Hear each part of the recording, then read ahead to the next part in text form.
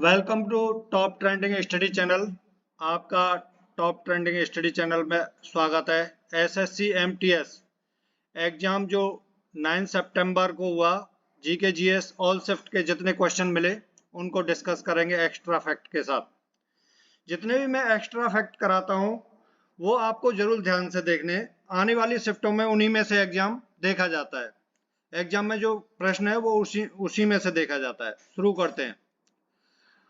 पहला क्वेश्चन है, Deccan education society के संस्थापक कौन थे? तो वो थे बाल गंगाधर तिलक। इनसे संबंधित एक्स्ट्रा फैक्ट देखेंगे। 1884 के महाराष्ट्र के पुणे में डेक्कन एजुकेशन सोसाइटी की स्थापना हुई और होम रूल लीग की स्थापना बाल गंगाधर तिलक और एनी बेसेंट दोनों ने मिलकर की। स्वराज मेरा जन्म सिद्ध अधिकार है और मैं इसे लेकर रहूंगा, ये नारा बाल गंगाधर तिलक ने दिया। बाल गंगाधर तिलक ने कांग्रेस के गरम दल के नेता थे। गरम दल में कौन कौन आता है मैं पहले बता चुका हूं आपको। लाल बाल पाल और घोष, ये गरम दल के नेता थे। आपको ज्यादा इसके बारे में जानकारी लेनी है तो मैंने आधुनिक भारत का पार्ट 1 और पार्ट 2 दोनों वीडियो बनाई हैं। इसके डिस्क्रिप्शन में उनका लिंक मिल जाएगा, आप उनको जरूर देख लें। लगभग 50 ऑब्जेक्ट टाइप क्वेश्चन कराए हैं पार्ट 1 में और लगभग 30 क्वेश्चन कराए हैं ऑब्जेक्ट टाइप पार्ट 2 में। अच्छा, इसमें बाल गंगाधर तिलक ने मराठा, गीता रहस्य और केसरी नामक पत्रिका का संपादन किया था, जिसमें क्वेश्चन बनता है कि मराठा किस भाषा में लिखी गई है। तो आप समझेंगे, मतलब ज्यादातर बच्चे मराठी भाषा को टिक कर देते हैं, लेकिन ये इंग्लिश में लिखी गई है। ठीक है, इंपॉर्टेंट पॉइंट है। नेक्स्ट है नौजवान सभा का गठन। नौजवान सभा का गठन 1926 में किसने किया था? सरदार भगत सिंह ने। और जन समाज की स्थापना 1921 में की गई थी। अभिनव भारत की स्थापना बीडी सावरकर ने 1904 में की थी। अभिनव भारत की स्थापना बीडी सावरकर ने 1904 में की थी। दोस्तों, यदि आप चैनल पर नए हैं तो चैनल को सब्सक्राइब करें और वीडियो को लाइक करें। नेक्स्ट क्वेश्चन है, विराट कोहली ने रनों की दृष्टि से वनडे मैच में किस खिलाड़ी को पीछे धकेलकर 5वां स्थान प्राप्त किया है? तो वो है महिला जयवर्धने। महिला जयवर्धने 5वें नंबर पे थे, अब ये महिला जयवर्धने 6वें नंबर पे हो गए। कहाँ के खिलाड़ी हैं? श्रीलंका के। तो वनडे क्रिकेट में सबसे अधिक रन किसके हैं? सचिन तेंदुलकर। अच्छा, सचिन तेंदुलकर को भारत रत्न मिला था सन 2014 में। ठीक। सेकंड है कुमार संकारा, कहाँ के खिलाड़ी हैं? श्रीलंका के। थर्ड है रिंकी पॉन्टिंग, कहाँ के हैं? ये ऑस्ट्रेलिया के। और फोर्थ है सनत जयसूर्या, कहाँ के हैं? श्रीलंका के। और फिफ्थ नंबर पर आ गए हैं विराट कोहली, जो इंडिया के हैं, जिनको चीकू के नाम से जाना जाता है। पहला वनडे क्रिकेट ऑस्ट्रेलिया और इंग्लैंड के बीच ऑस्ट्रेलिया में खेला गया था। सबसे पहला जो वनडे क्रिकेट मैच था वो ऑस्ट्रेलिया में, ऑस्ट्रेलिया और इंग्लैंड के बीच खेला गया था। अच्छा, पहले क्या है, वनडे क्रिकेट मैच जो होता था वो 60 ओवर का होता था, 60 ओवरों का होता था। जो अभी 50 ओवर का होता है ना, 50 ओवर का होता है अभी, है ना। आपको पता है कि इस बार जो वर्ल्ड कप होना है वो इंडिया के अंदर होगा। 5 अक्टूबर से स्टार्ट है और 19 नवंबर तक चलेगा। नेक्स्ट क्वेश्चन है, 2020-21 में बाजरा उत्पादन में अग्रणी राज्य कौन सा है? तो कौन सा है? राजस्थान। राजस्थान राज्य 2020-21 में बाजरा उत्पादन में सबसे पहले स्थान पर है, फर्स्ट नंबर पर। ठीक है। अच्छा, भारत में 5 बाजरा उत्पादन राज्य हैं। पहले नंबर पर राजस्थान, सेकंड पर महाराष्ट्र, कर्नाटक, गुजरात और मध्य प्रदेश। अच्छा, बाजरा मोटे अनाज के तहत खरीफ की फसल है और जो रबी की फसल होती है वो अक्टूबर नवंबर में बोई जाती है तथा मार्च अप्रैल में काटी जाती है। जैसे रबी की फसल में कौन कौन आते हैं? जैसे गेहूं, सरसों, मसूर, चना। ठीक। और खरीफ की फसल जून जुलाई में बोई जाती है तथा सितंबर अक्टूबर में काटी जाती है। उसमें क्या आता है? धान, बाजरा।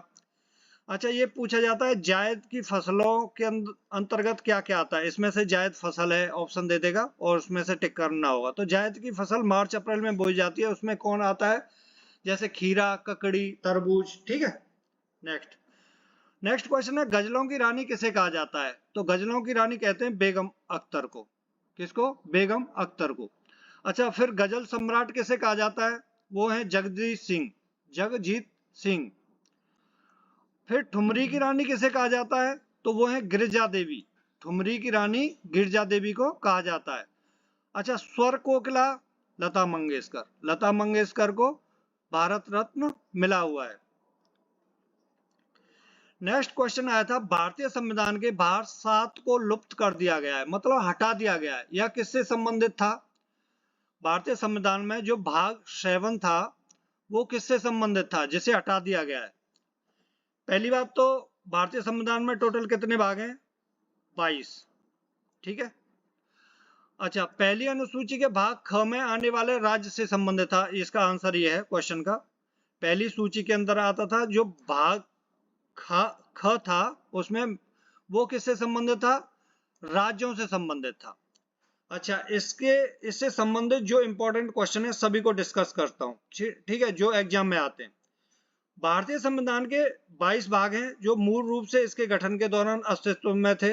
मतलब जब भारतीय संविधान बनकर तैयार हुआ था तब टोटल 22 भाग थे। एक भाग जिसे हटा दिया गया वह भाग है 7 भाग है जिसको हटा दिया गया। ये कब हटा था, संविधान संशोधन अधिनियम 1926 में इस भाग को हटा दिया गया था। यह भाग भी भारतीय संघ में राज्यों से संबंधित है। अच्छा, स्वतंत्रता के समय और संविधान के निर्माण के दौरान भारत में 3 प्रकार के राज्य, 3 प्रकार के ए बी सी शामिल थे। जिस प्रकार अभी 2 प्रकार के हैं, केंद्र शासित प्रदेश और नॉर्मल राज्य, है ना। अब जैसे भाग बी के राज्य पूर्व रियासतें या रियासतों के समूह थे, जो भाग बी के थे। तो रियासतें तो सभी इसमें भारत में मिल गई, तो ये जो भाग बी था उसको समाप्त कर दिया गया। तो भाग बी के राज्य हैदराबाद, जम्मू और कश्मीर, मध्य भारत, मैसूर, पटियाला, पूर्वी पंजाब,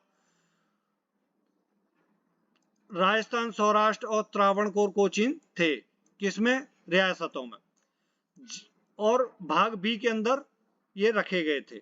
जब राज्य पुनर्गठन अधिनियम 1956 के माध्यम से सभी राज्यों को भाषाई आधार पर पुनर्गठित किया गया था, तो संविधान जो 7वां संशोधन था, अधिनियम भी पारित किया गया था। यह पूरी तरह से भारतीय मानचित्र के स्थायी परिवर्तन का कारण बना और वर्तमान के बहुत करीब था। अतः भाग बी राज्यों को पूरी तरह से हटा दिया गया। भाग ए, बी और सी राज्यों की योजना को पूरी तरह से समाप्त कर दिया गया था और अब केवल राज्यों और केंद्र शासित प्रदेशों का वर्गीकरण किया गया है। अतः 7वें संशोधन ने भाग 7 को हटा दिया, जो भाग बी राज्यों से संबंधित था, अब हटा दिया गया है। ठीक है, ये मेरे ख्याल से पूरा जो इसके साथ एक्स्ट्रा फैक्ट थे वो आपकी समझ में आए होंगे। यहां से कोई क्वेश्चन बनता है तो छूटना ना चाहिए अगली वाली शिफ्टों में। नेक्स्ट क्वेश्चन आया था, खेल और उनसे संबंधित खिलाड़ी दे रखे थे, उनको सही मैच करना था। तो खेल और खिलाड़ियों के बारे में कुछ पता नहीं चला, किस किस खिलाड़ी का नाम था, किस किस खेल का नाम था, तो इससे संबंधित कोई प्रश्न था। अच्छा, आपको देखना है कि जो पिछले साल जिनको ध्यानचंद पुरस्कार मिला है, उन सभी खिलाड़ियों को आप याद कर लेना, है ना। अर्जुन पुरस्कार, ध्यानचंद पुरस्कार, वो सभी उन्हीं में से आया होगा। अच्छा, नेक्स्ट क्वेश्चन है, your best day is today प्रसिद्ध पुस्तक किसने लिखी है, वो है Anupam Kher. Your best day is today Anupam Kher की है। अच्छा, मीना गुप्ता की एक इंपॉर्टेंट बुक है, वो है सच कहूं तो, ठीक है। एक करण जौहर की है, an unsuitable boy, unsuitable boy.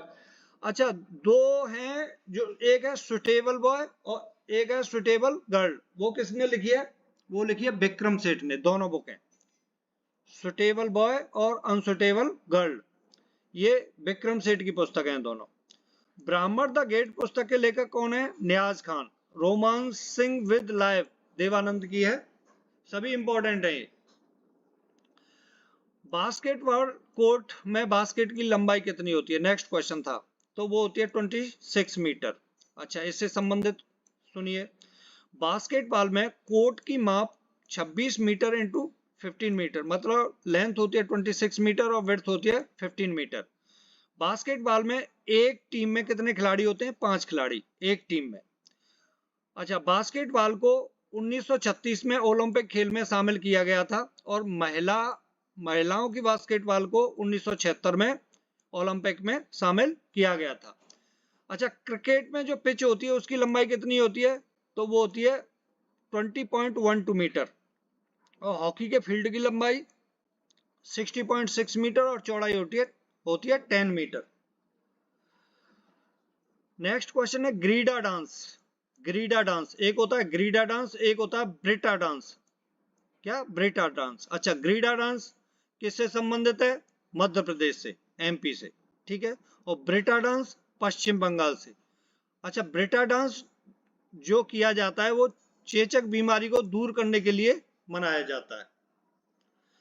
Next question है भारत की सबसे बड़ी दून हिमालय की किस श्रृंखला में आती है। भारत की सबसे बड़ी दून हिमालय की किस श्रृंखला में आती है, तो वो आती है शिवालिक में।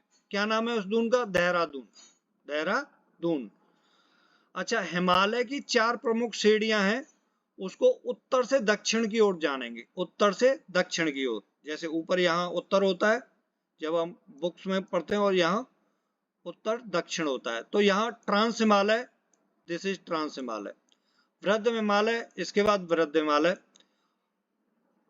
ट्रांस हिमालय, वृद्ध हिमालय, मध्य हिमालय और शिवालिक हिमालय, सबसे इधर शिवालिक हिमालय। तो जो देहरादून है ये शिवालिक हिमालय और वृद्ध हिमालय के बीच में है, ठीक है। नदियों के आधार पर यह फिर पश्चिम से पूरब मतलब इधर से इस जगह से इस जगह तक, पश्चिम से पूरब कैसे बांटा गया है, नदियों के आधार पर। पंजाब हिमालय पश्चिम में, कुमायूं हिमालय इसके बाद, फिर नेपाल हिमालय और फिर असम हिमालय, ठीक है। ओके, नदियों के आधार पर पंजाब हिमालय सिंधु से सतलज नदी तक, और कुमायूं से हिमालय सतलज तक और काली नदी तक, और नेपाल हिमालय काली से तीस्ता तक, और असम हिमालय तीस्ता से दियांग नदी तक। हिमालय का सबसे उत्तरी भाग ट्रांस हिमालय है और सबसे दक्षिणी भाग कौन सा है, शिवालिक। हिमालय की सर्वाधिक ऊंची वाली श्रेणी कौन सी है, वृद्ध हिमालय। हिमालय का निर्माण इंडियन यूरेशियन प्लेट के टकराने से हुआ है। प्राचीन काल में हिमालय की जगह पर तेथीस सागर हुआ करता था। हिमालय दुनिया में सबसे नवीन वलित पर्वत श्रृंखला है और सबसे ऊंची चोटी आपको पता ही है एवरेस्ट है, जो नेपाल में, जिसे सागर माता के नाम से जाना जाता है।